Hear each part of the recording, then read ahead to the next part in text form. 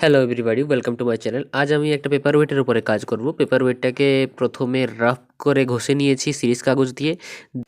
দেন একটা ফেব্রিক কালারের first coat করার পরে তার উপরে পেন্সিল দিয়ে এঁকেছি এবং আঁকার পরে আবার কালার দিয়ে কাজ শুরু করেছি।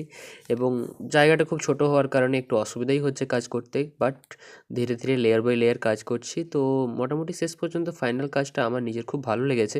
আশা করি তোমাদেরও ভালো লাগবে। তো এইভাবে এই ছোট ছোট সূক্ষ্ম পায়েরগুলো জায়গায় এইগুলোতে একটু কালার দিতে অসুবিধা হলো, বাট সেটা চিন্তার কিছুই নেই।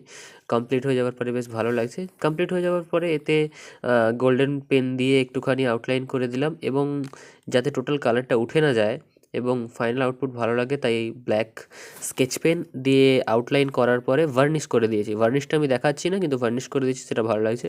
এবং কমপ্লিট হয়ে যাওয়ার পরে মনে হলো একটু গ্রিনারি থাকলে তো ভালোই লাগবে, আর তো সেটাও করে দিলাম। ফাইনাল আউটপুট এটা।